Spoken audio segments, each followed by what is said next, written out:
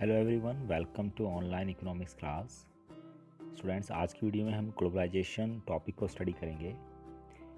और last video में हमने foreign trade and integration of markets को स्टडी किया था, जिसमें हमें जाना था कि भाई एक कंट्री की जो गुड्स हैं वो किसी और कंट्रीज़ में सेल होती है, या कोई एक मार्केट दूसरे मार्केट के साथ जब इंटीग्रेट होती है उसे फॉरेन ट्रेड कहते हैं। अकॉर्डिंग टू द डेफिनेशन हम ये कह सकते हैं कि foreign trade is a integration of markets in different countries. जिसमें हमने चाइनीज़ टॉयज़ के एग्जांपल को भी स्टडी किया कि कैसे चाइनीज़ टॉयज़ ने जब इंडिया में आई तो हमारी खुद की जो डोमेस्टिक टॉयज़ इंडस्ट्री थी उसको काफ़ी ज़्यादा इम्पैक्ट किया, और जो ऑल ओवर द मार्केट है इंडिया की उसको कैप्चर किया।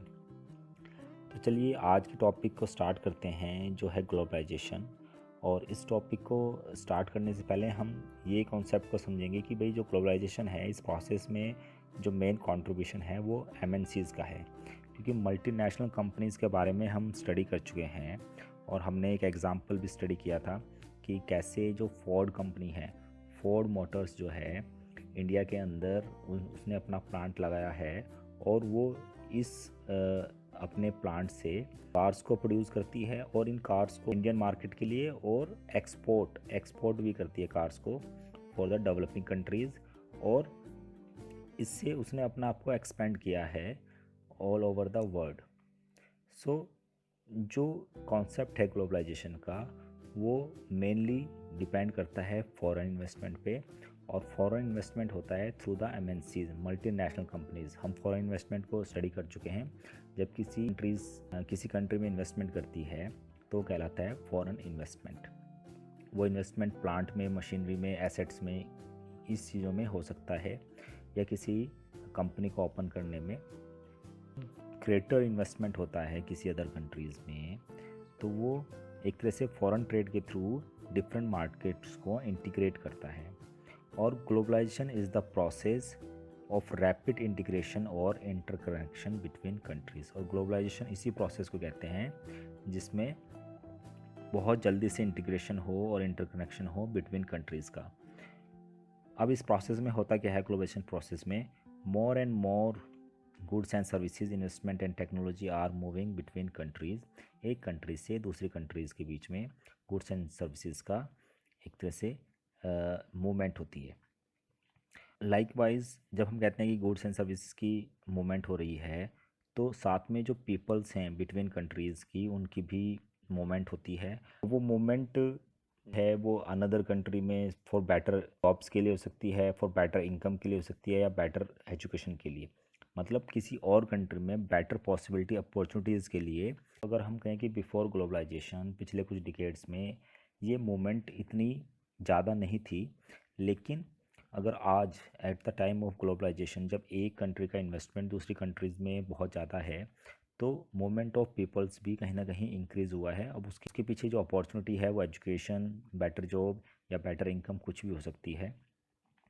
अब ये जो ग्लोबलाइजेशन प्रोसेस है, एक कंट्री से movement of goods and services या इन्वेस्टमेंट या कैपिटल या फिर पीपल्स की, वो क्यों पॉसिबल हुई, तो उसके पीछे क्या क्या फैक्टर्स हैं, चलिए उनको डिस्कस करते हैं। तो इसमें जो मेन फर्स्ट फैक्टर आएगा वो आएगा टेक्नोलॉजी, क्योंकि टेक्नोलॉजी के एडवांसमेंट की वजह से ये पॉसिबिलिटी हो पाई है। इस टेक्नोलॉजी में हम कह सकते हैं कि ट्रांसपोर्टेशन टेक्नोलॉजी बहुत बड़ा एक रोल प्ले करता है। जब एक कंट्री से गुड्स प्रोड्यूस होके दूसरी कंट्री में सेल होने के लिए जाती है, तो उसके लिए एक बेटर ट्रांसपोर्टेशन अवेलेबिलिटी होनी बहुत ज़रूरी है, क्योंकि फास्टर डिलीवरी होनी चाहिए। और साथ में जो डिस्टेंस है बिटवीन कंट्रीज़ की उसको कम से कम कॉस्ट में वो कवर कर पाए। जैसे यहाँ पर एग्जांपल अगर आप देखेंगे कि ये दिखाया हुआ है कि ट्रांसपोर्टेशन हो रहा है थ्रू शिप्स, और शिप्स में थ्रू होता है कंटेनर्स। तो गुड्स को थ्रू कंटेनर्स एक प्लेस से दूसरे प्लेस तक ले जाना बड़ा इजी होता है। अब इसको through ships, railways, aeroplanes and trucks एक प्लेस से दूसरे प्लेस तक आसानी से ले जाया जा सकता है। और साथ में जो उसकी हैंडलिंग कॉस्ट होती है, जो ट्रांसपोर्टेशन कॉस्ट होती है, वो भी काफ़ी कम होती है। तो कहीं ना कहीं जो टेक्नोलॉजी है उसने बहुत इम्पॉर्टेंट रोल प्ले किया है ग्लोबलाइजेशन में। इसके अलावा अगर टेक्नोलॉजी जब हम बात करते हैं, टेक्नोलॉजी में मेन एक रोल रहा है, वो रहा है इंफॉर्मेशन एंड कम्युनिकेशन टेक्नोलॉजी का, जिसको आईसीटी भी कहते हैं, इंफॉर्मेशन एंड कम्युनिकेशन टेक्नोलॉजी। इसके अंदर आपके कंप्यूटर्स, टेलीकम्युनिकेशन, इंटरनेट, ये सब चीज़ें आती हैं। और रिसेंट टाइम में अगर आप देखेंगे, इन सब चीज़ों का यूज़ बहुत इंक्रीज़ हुआ है। तो टेलीकम्युनिकेशन फैसिलिटीज़ में हम जिसको टेलीग्राफ, टेलीफोन और मोबाइल फ़ोन्स, फैक्स, इन सब चीज़ों को भी यूज़ कर सकते हैं, जिसके थ्रू अराउंड द वर्ल्ड जो पॉसिबिलिटी है या टच है या जो कम्युनिकेशन है, वो बहुत फास्ट और लेस टाइम में पॉसिबल हो पाया है। तो ये भी कह सकते हैं भाई, थ्रू इंटरनेट हम एक प्लेस से दूसरे प्लेस तक कोई भी इंफॉर्मेशन बहुत जल्दी और बहुत फास्ट तरीके से कम्युनिकेट कर सकते हैं। एक्चुअली हम ये भी कह सकते हैं कि जो थ्रू इंटरनेट एक प्लेस से दूसरे प्लेस का जो एक्सेस है, वो टाइम बहुत ही ज़्यादा मिनिमाइज़ हुआ है।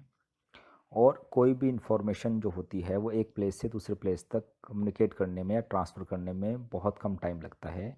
अब उसके लिए आज के टाइम में अगर आप देखेंगे कि ईमेल का यूज़ होते हैं, जिसको इलेक्ट्रॉनिक मेल भी कहते हैं, या फिर टॉकिंग के लिए वॉइस मेल भी यूज़ की जा सकती है, और जिसकी जो कॉस्ट होती है वो नेग्लिजिबल होती है।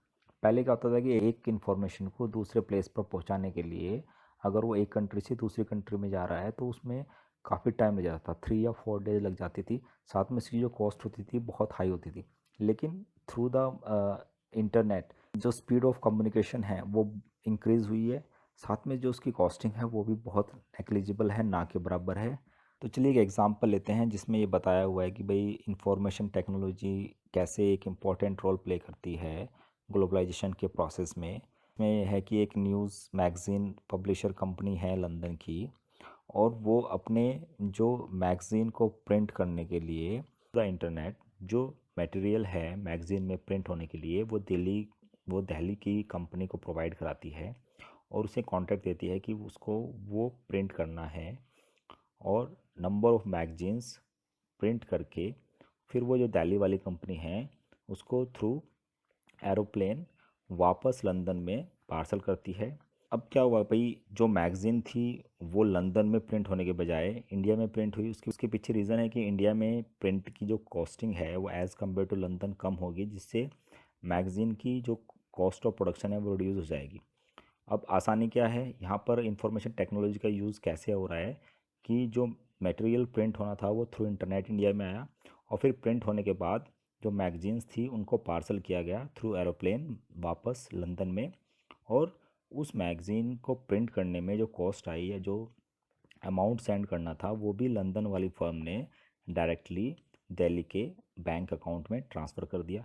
तो यहाँ पर अगर आप देखेंगे कि जो लंदन की फ़र्म है और जो दिल्ली की फ़र्म है, उनको आपस में कांटेक्ट नहीं होना पड़ा, वहाँ पर नहीं जाना पड़ा, और with the help of information technology वो उनकी जो डिमांड थी प्रिंटिंग द मैगजीन्स, वो दिल्ली में बैठे ही उन्होंने उसको फुलफ़िल कर दिया।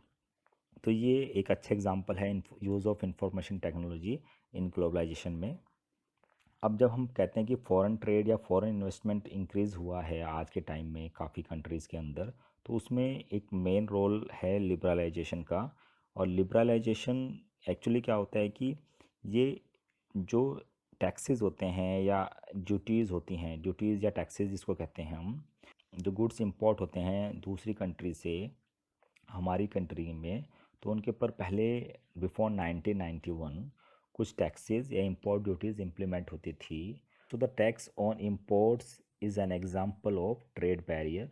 तो जो इंपोर्ट मतलब जो बाहर से आने वाले गुड्स हैं, उनके ऊपर जो टैक्सेस लगते थे या इंपोर्ट ड्यूटीज़ लगती थी, उसको एक एग्जांपल है ट्रेड बैरियर का। बैरियर वर्ड का यूज़ यहाँ पर इसलिए हुआ है क्योंकि एक तरह की रिस्ट्रिक्शन होती है जो कि गवर्नमेंट सेट करता है, जिससे जो बाहर से आने वाले गुड्स हैं उनकी क्वांटिटी को इंक्रीज़ या डिक्रीज़ किया जा सके। मीन्स अगर टैक्सेस को इंक्रीज़ कर देंगे तो बाहर से आने वाले गुड्स की क्वांटिटी डिक्रीज़ हो जाएगी, और टैक्सेस को अगर कम कर देंगे तो बाहर से आने वाले गुड्स की या इंपोर्ट की जो क्वांटिटी है वो इंक्रीज़ हो जाती है। तो अगर आप देखेंगे 1991 से पहले जब न्यू इकोनॉमिक पॉलिसी लॉन्च नहीं हुई थी, तो हमारे यहाँ काफ़ी ज़्यादा बैरियर्स, ट्रेड बैरियर्स इम्प्लीमेंट होते थे, मीन्स हम एक तरह से अपने जो डोमेस्टिक इंडस्ट्रीज़ थी उनको प्रोटेक्ट कर रहे थे फॉरेन कंपटीशन से, क्योंकि हमारी जो गुड्स थे वो फॉरेन कंपनी से कॉम्पीट करने के लिए रेडी नहीं थे। तो हमारी गवर्नमेंट की कुछ पॉलिसीज़ थी जिससे जो फॉरेन से आने वाले गुड्स थे या इंपोर्ट्स थे उन पर हैवी टैक्सेस इंप्लीमेंट होते थे। अब गवर्नमेंट ने डिसाइड किया कि अब जो है हमारे जो प्रोड्यूसर्स हैं कम्पीट कर सकते हैं, या एक तरह से कह सकते हैं कि वो now they have to compete with the producer around the globe. ये जो डिसीजन था वो सपोर्ट किया गया by the powerful international organisation. ये जो ऑर्गेनाइजेशन है ये है वर्ल्ड ट्रेड ऑर्गेनाइजेशन, जिसने हमारी गवर्नमेंट को इंसिस्ट किया कि वो अपने यहाँ जो ट्रेड बैरियर्स हैं उनको रिमूव करे, ताकि जो बाहर की कंपनीज़ हैं वो अपने गुड्स को हमारी मार्केट में सेल कर सके। और यहाँ इससे एक बेनिफिट ये भी था कि जो हमारी लोकल कंपनीज़ थी वो उनसे कम्पीट करेंगे और उनकी खुद की क्वालिटी भी इम्प्रूव होगी। सो लिबरलाइजेशन को हम ऐसे डिफाइन कर सकते हैं कि रिमूविंग बैरियर्स और restriction set by the government is what is known as liberalisation. तो जो गवर्नमेंट ने बैरियर्स लगाए थे, मतलब टैक्सीज या इम्पोर्ट ड्यूटीज़, उसको हटाना ही लिबरलाइजेशन कहलाता है। अब ट्रेड बैरियर्स जो होते हैं वो रिस्ट्रिक्शन दो तरह की होती है, एक तो टैक्सेस इम्प्लीमेंट करके और दूसरी होती है कोटाज। कोटाज में क्या होते हैं, क्वांटिटी फिक्स कर देते हैं कि एक पर्टिकुलर क्वांटिटी ही हमारी कंट्री में इंपोर्ट हो पाएगी। तो ये दोनों तरह के रिस्ट्रिक्शन को रिमूव कर लिया गया और इसको रिमूव करने को ही लिबरलाइजेशन का नाम दिया गया। So that's all for today students, thank you, have a nice day.